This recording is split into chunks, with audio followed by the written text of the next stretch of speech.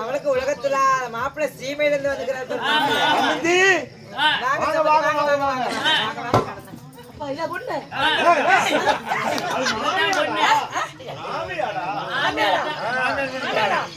சின்ன பொண்ணு வேண்டாம் மாமா, எனக்கு பெரிய பொண்ணு வேண்டாம் மாமா.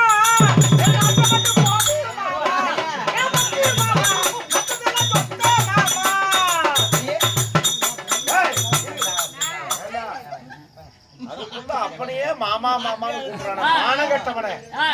சின்ன பொண்ணு வேணா, பெரிய பொண்ணு வேணா, அத்தை வேணுமா? இப்படி பண்ணலாமா? ஏப்பா அம்மாவை நான் கட்டிக்கிறேன், இவனை நீ கட்டிக்கப்பா.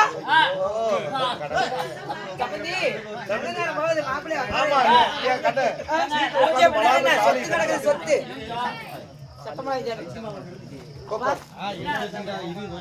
அப்பா இதான் பொண்ணு. அப்பா பொண்ணா?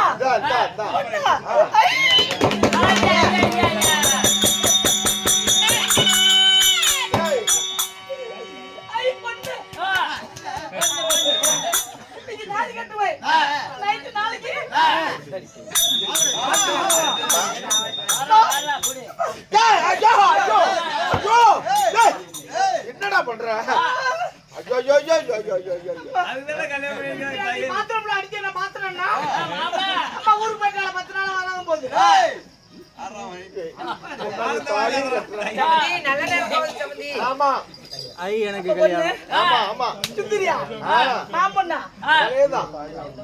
உனக்காக பிறந்தவன் அப்பா பொண்ணு நான் ஏன் பண்ணா ஆமா பொண்டாட்டியா தான் பொண்டாட்டி சுந்தரி இதுதான் சுந்தரி அப்பா சுந்தரி உனக்கானவளப்பா உனக்காக பிறந்தவ சுந்தரியே தான்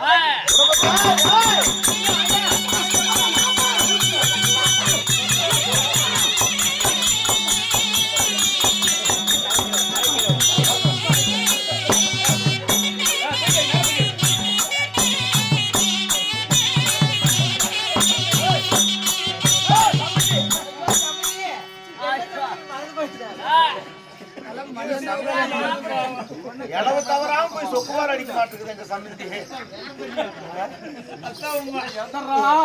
அப்படியா என் மருமகனுக்கு ஒரே முடியல ஐயா கீழே மண்ணல் காலத்துல பாத்துட்டு கேட புண்டேட்டா சம்பந்தி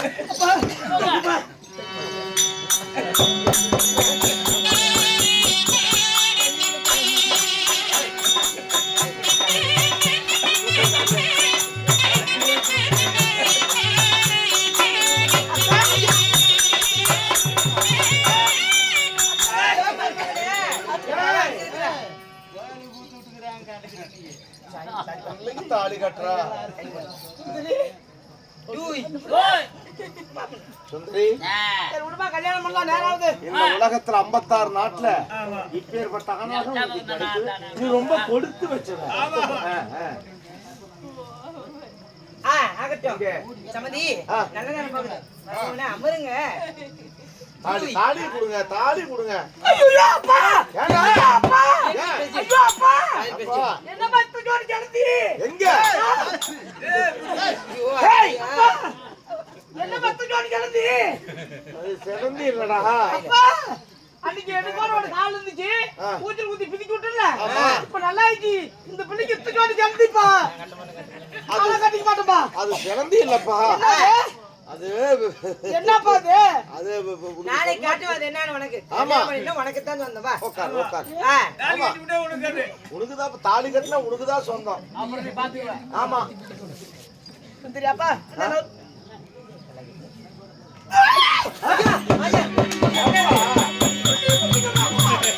அப்பா சுண்ணி பிடிச்சிக்கலாமா ஐயோ ஐயோ நம்ம ஆச்சமா சுத்துறீங்க அப்பா ஐயோ என்ன மாமகன் தான் உட்காரும் ஆசையா இல்ல இதோட இவனுக்கு கொண்டு போடலான்னு கல்யாணம் பண்ணலாமா பண்ணப்பா கல்யாணம் பண்ணலாமா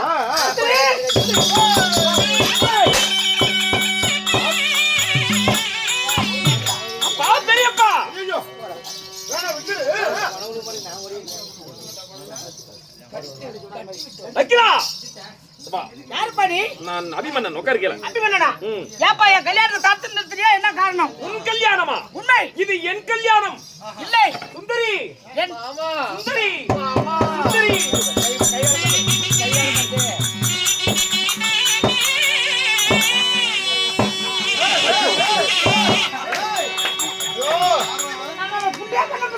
அரசுடைய மான மரியாதை எல்லாம் போகுது என்ன அடுத்த புலத்துல மானங்கட்ட கூதி சுந்தரி ஒண்ணு நிச்சயம் பண்ணிக்கிற கல்யாணம் பண்றதா லக்கணம் மாறான கூட்டு வந்துட்ட இப்ப அவன் கட்டி பிடிக்கிறான் உன்னை கட்டி போட்டாங்க நாம கைப்புள்ள அடிக்காத என்ன பண்றோம்னா காலை மட்டும் கேட்டிட்டா அபிமன்னா எனக்கு ஒரு நன்றி செய்யறியா என்ன? எனக்கு ஒரு நன்மை செய்ப்பா என்ன? உங்க அப்பனு கட்டி போட்டது போட்டேன் சரி. கவுண்டர் பக்கத்து ஒரு ஜம் நெல்ல புல் வாங்கியாச்சு போட்டு 10 ஜோடி சாப்பிட்டோம் 250 ரூபா நான் கொடுத்துறேன் பில்லுக்கு அப்படியா நீ சொல்ற மாதிரி கூட பண்ணி பண்ணலாம் ஆ. நம்ம அன்புக்கு அழைப்புக்கு இணங்கி ஆ, ஒரே போலதான் மழை வந்தாலும் சரி வெள்ளம்னாலும் சரி இடத்துக்கு வந்துறேன்னு வந்துட்டாரு அப்படியா எங்க திருச்செங்கோடுல இருந்து அந்த ஆண்டு 5 கிலோமீட்டர் பெட்ரோல் 200 சம்பளம் 1500 வாங்க சும்மாவா போகும் குணம்தான் பெரியது இன்னைக்கு சேமஞ்சண்டையில பாண்டி யாரு போறது நீ போறியா அப்ப அந்த காட்சி நான் வாங்கிட்டு வரட்டா அபிமன்னா பெரியப்பா ஒன்னும் பாகுபாடு பார்க்காத அந்த கத்தி எடுத்து அவன் கொஞ்சம் எடுத்து அவன் வாயிலே வை அபிமன்னா வைக்கணும் என் தந்தை துரோண மகாராஜே கனியாளி மோதிர மாத்தி காந்திரவ மனம் முடித்தேன் 5 சிறு வயது அறியாத குழந்தை பருவத்தில் சரி இது தெரியாமல் ஆ உனக்கு நிச்சயம் செய்திருக்கிறார் உன் தந்தை இந்த குற்றத்தில் உனக்கு சம்மதம் இருக்கிறது அப்படியா அதனால் உனக்கு இப்பொழுது தண்டனை அளிக்கப் போகிறேன் என்ன தண்டனை உன் தலை மீது 1000 திரி கொண்ட ஒரு பெருவிளக்கை ஏற்றி வைத்து ஆ என் மாமன் மகளை நான் மாலையிட போறேன் என் தலை மீது 1000 பெரும் திரி விளக்கை 1000 திரி கொண்ட ஒரு விளக்கு ஏற்றி வைத்து என் மாமன் மகளை நான் இப்பொழுது மாலையிட போறேன். ஏன் அப்படி செய்கிறாய்? என் மாமன் மகள் சபதம் வைத்திருக்கிறார். என் தலை மீது எரிவிளக்கு ஏற்றி வச்சு நான் உன்னை திருமணம் முடிக்கணும்னு சொல்லி. ஆமா. அப்படியா? இவள் சபதத்தை நிறைவேற்ற போறேன். அதாவது தவறு என்னதும் கிடையாது. நிச்சயம் செய்தது எனது தந்தை. இதுதான் தெரியாம அவரு செய்து விட்டார். இதுமா நாங்க 2 பேருமே போயிடுறோம். ஒருபோது முடியாது. அப்படியா? குற்றம் செய்தவன் தண்டனை அனுபவித்தே தீர வேண்டும். அமர்க்கீழே உட்காரு. நாளைக்கு பார்த்து ரசிட்டு இருப்பேன். உங்ககிட்ட ஜரட்டை காட்டுறதுக்குள்ள முளைய பிடிச்சி ஆம்பளை கூட பார்க்க நடிக்கிறான். அமைஞ்சி பக்கத்துல போகாதீங்க, ஆபத்து. தெரியுதானா? யார் அது? நாவட செட்னா. உள்ளங்க நாவட. செட்னா. நாவட. அபிமன்னா. யார் அது? நான் தாத்தா தீஸ்வர் கேசுப்பா. அதாவது சத்தமடை சாமி ஒரு 10 நிமிஷம். அவர் யாரு? துர்யோதன என்ன சத்தம்? ஏமா 10 நிமிஷம். சண்டைகளை கட்டி வச்சு திருமணம் செய்வது நம்ம சண்டை உலகத்தை உகந்தது அல்ல. அவர் அவத்தை விட்டு திருமணம் செய்யப்பா. ஆகட்டும் தாத்தா. சரியப்பா. அன்று கணையாளி மோதிரம் மாத்தி காந்தரவு மனம் முடித்தேன் சுந்தரி. அது தெரியாமல் உங்கள் மகளுக்கு நீங்கள் நிச்சயம் செய்தது குற்றம் என்றுதான் உங்களை கட்டி வைத்தேன். இந்த திருமணத்திற்கு தலைமை தாங்கி எனக்கு திருமணத்துக்கு என்னை இந்த திருமணத்தை சீரு சிறப்போடு செம்மையாக நடத்தி கொடுங்க. என் மகன் வேற இல்ல, என் தம்பி மகன் வேற இல்ல. அப்படி ஆகட்டும். அப்புறம் என்ன புட்டை என்ன கூட்டிட்டு வந்த? திருமணம் செய்தாரே ஒரு மனதாகவே.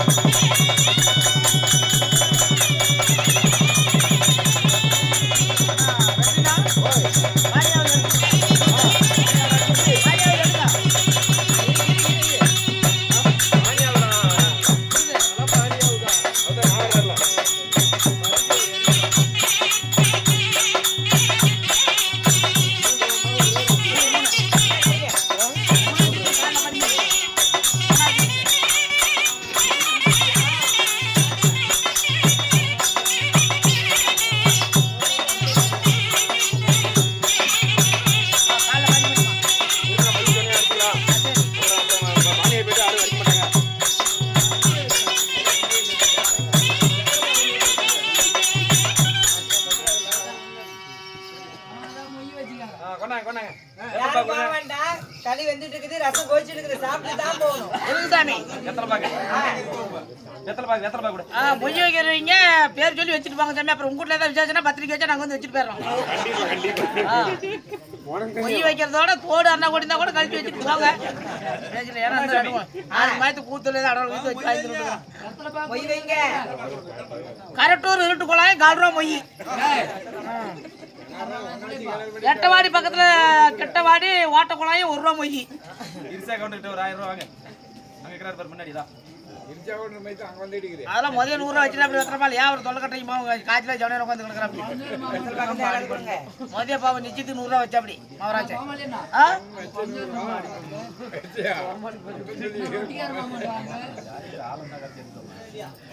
ஏதோ ஒன்று பண்ண ஈ என்ன குடத்துக்குள்ள நெருப்பிடுங்களா இல்ல? இன்னொரு 10 நிமிஷம் இருக்கு இருக்கு அண்ணா. சின்ன கதைக்கு தான் கேட்டு போறீங்க. இருக்குது விளக்கம் எதுக்கு நான் வேலை எல்லாத்தையும் உட்காந்துட்டு இருக்கிறேன். ஒடியாங்க சாமி, சீக்கிரம் வைங்க சாமி, நேரம் ஆகுது. இன்னைக்கு 7 மணி ஆகும்.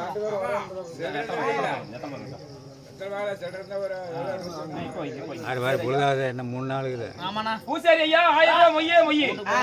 துணியெல்லாம் நீங்க அழைச்சு போறாங்க. நம்ம முனியப்ப கோயில் பூசாரி நம்ம ஐயா ஐயா பூசாரி ஐயா பாருங்க எல்லாத்தையும் பாத்துக்கங்கடா. 500 ரூபாய் மொய்யே மொய்யே. சரி சாமி. ஏத்த அது மாமங்கரா அப்படி கிருஷ்ணன் எங்க அவளுக்கு தானா யாருமே 1 ரூபாய் கொடுக்க மாட்டீங்களா?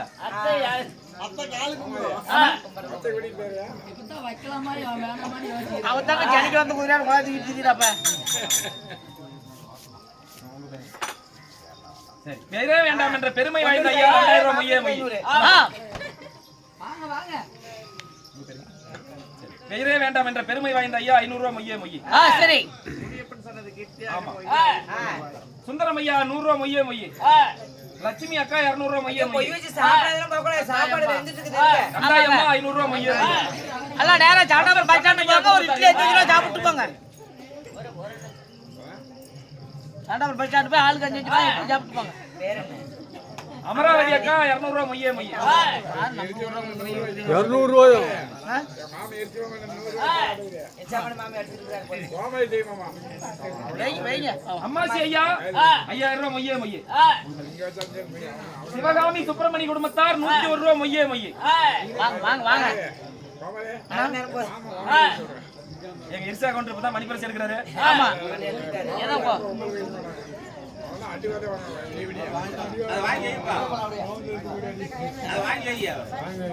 நேரத்துல மண்ணு ஒரு டேட்டுக்கு இது வரணும் ஐயா இர்சா கவுண்டர் ஐயா அவர்கள் பாருங்க கேட்ட தோசத்துக்கு 5000 ரூபாய் மொய்யே மொய். பாக்கா இப்ப பஸ் வந்துச்சா எந்த பஸ் கொண்ட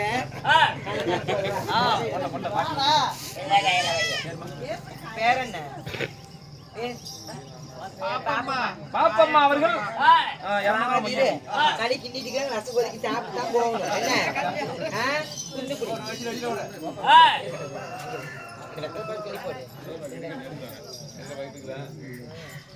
எனக்கு என்ன தேவி அக்கா 200 ரூபாய் மொய்யே மொய்.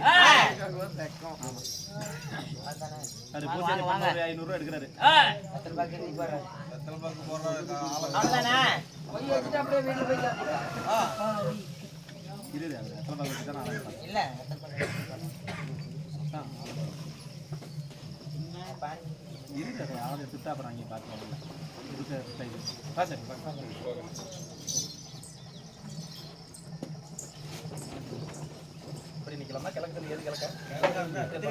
அப்படியே இல்லைங்க அப்படியே இல்லைங்க கேமரா ஆளாச்சி பொண்ணுக்கு மாப்பிள்ளை சுத்தி கொண்டாந்து தலைமையில ஊத்து அத்தான் அந்த கோமாளிக்கு ராவணைக்கு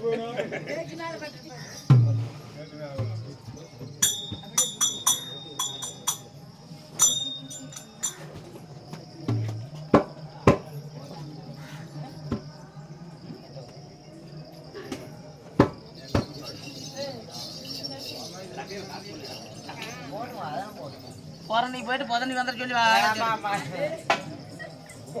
போரணி போயிட்டு பொதனிக்கெல்லாம் வந்துடணும்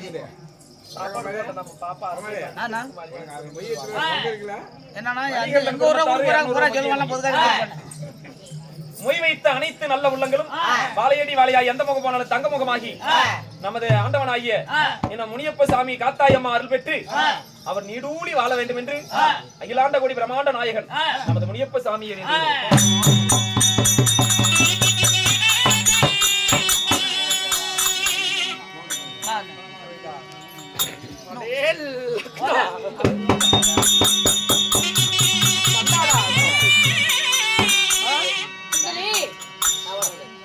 ஒரு ஆண் பிள்ளை என்று கூட எதிர்பாராமல் இப்படி அர்ச்சனை சுத்தி வரும்போது எட்டி காலில் ஒதுக்கிறியே என்ன காரணம்? மனசார நீ என்னை மாலையிட வருகிறாயே, மனதிலே பேராசை கட்டி மனக்கோட்டை கட்டி நான் வாழ்ந்து வருகிறேன். நீ எல்லாம் எனக்கு ஒரு தகுதியாங்கிற மனம் முடித்தால் அபிமனதான் மனம் முடிப்பேன். சரி மனசுல நான் வாழ்ந்துட்டு வரேன். வந்து நீ தாலி கட்டுறதுக்கு வந்து என் பக்கத்துல உட்கார்றிய, அப்படியா? நீ எல்லாம் தகுதியற்றவன் என்கிட்ட. அபிமன்னா அதனாலதான் எட்டு வந்துட்டேன். அபிமன்னா அண்ணா இதோ உன் தந்தைக்கு என் தந்தைக்கு எத்தனையோ மகன் இருக்கலாம். சரி நாம இருவர் சித்தமார் பிள்ளை பெரியப்பார் பிள்ளைகள். இன்னைக்கு அடிக்கலாம் நாளைக்கு கூடிக்கலாம். சரி இதோ ஏதோ என் அதாவது மாமன் மகள் சுந்தரி அவ சபதம் வைத்து விட்டாங்க என்று சொல்லி எரிவலுக்கே தலைமையில் ஏற்றி வச்சு திருமணம் செய்யணும்னு சொன்னேன். உன் வார்த்தை கட்டுப்பட்டு இந்த அரசனில் அமர்ந்திருந்தேன். இப்ப ஏற்பட்ட ராஜசபையில என்ன ஒரு ஆம்பளன் கூட பார்க்காம நினைச்சுக்காரி நிறைவேற்றும் சொல்லி எட்டு கால ஒதுக்கிறான். இன்னைக்கு என்ன ஒதுக்கி காலு நாளைக்கு உன்னை ஒதுக்கிறதுக்கு எவ்வளவு நேரம் ஆகும்? இது எந்த விதத்துல நியாயம்? இதுதான் நம்ம நீதி நேர்மையா? சரியான சத்திரகுல குருநாடு குருகுலத்துல பிறந்த நம்ம இந்த பெண் கையில் உதவி வாங்கி கொண்டு நான் வெளிப்படா சொல்லி பாலாம்.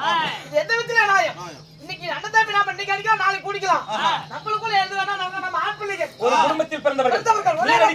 உதகாது. உதவ குலம். உன் தந்தைக்கும் என் தந்தைக்கும் தான் பகை. உனக்கு எனக்கு எந்த பகையும் இல்ல. அண்ணியா இருந்தாலும் அண்ணன் தம்பிகள், பகையாளியா இருந்தாலும் பங்காளிகள். உண்மை. நீ சொன்ன வார்த்தையை கட்டுப்பட்டு உட்கார்ந்திருந்தேன். பார் எட்டி கால்ல ஒதிக்கிறான். இது என்ன நீயே கேளு. உண்மை உண்மை. சுந்தரி, சுவாமி, ஏன் இப்படி செய்தாய்? உங்களை தான் மனம் முடிக்க வேண்டும் என்று மனதிலே பேராசை கொண்டிருந்தேன். இவர் வந்து என்னை தாலி கட்ட வந்தார் அல்லவா, கோபத்தில் எட்டி உதைத்து விட்டேன் மன்னா. காலோடு சோரம் செய்ய காமாட்டி பெண் அல்லவா? பெண் என்பவன் பொறுமை காக்க வேண்டுமே. ஒரு ஆண் மகனை காலால் எட்டி உதைத்தது குற்றமா இல்லையா? குற்றம்தான். இருந்தாலும் என் மனம் பொறுக்கவில்லை. என் அண்ணன் கேட்கிறான், இன்று என்னை உதைத்தவன் நாளை உன்னை உதைக்க மாட்டாள் என்பதில் என்ன நிச்சயம்? அப்படி என்று சண்டாளி, இவ்வளவு இக்களுக்கும் இன்னலுக்கும் ஆளாகி இத்தனை பேரை கடந்து வந்து உன்னை திருமணம் செய்து சீரோடு சிறப்போடு வாழலாம் என்று எண்ணி அல்லவா வந்தேன். வாழலாம் என்று வந்த என்னை நக்கினகுமாரனை காலால் எட்டி உதைத்து மாபெரும் குற்றத்தை இழைத்து விட்டாயே. நான் என்ன செய்வேன்? கொல்லாத பாவியை கொல்லாத.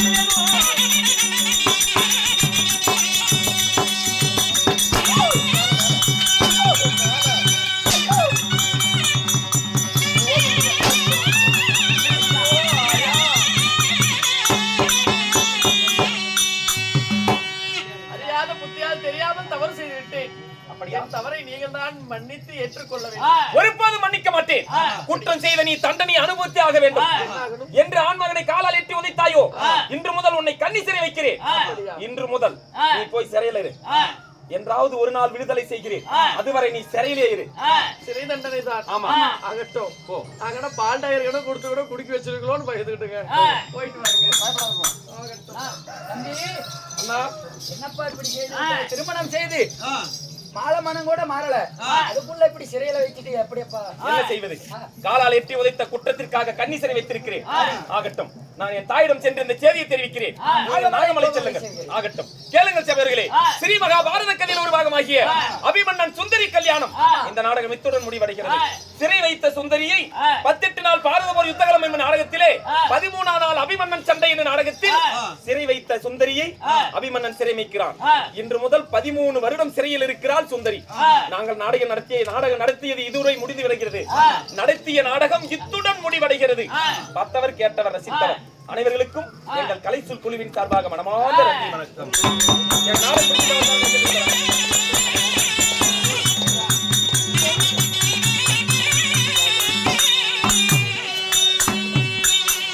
அனைத்து மகாராஜனும் இன்று போய் அனைவரும் நல்லாய் வீட்டிலே உறங்கிவிட்டு இன்று இரவு வேப்பமரத்தூர் அருகாமையில் உள்ள, அதாவது நமது சாயக்கார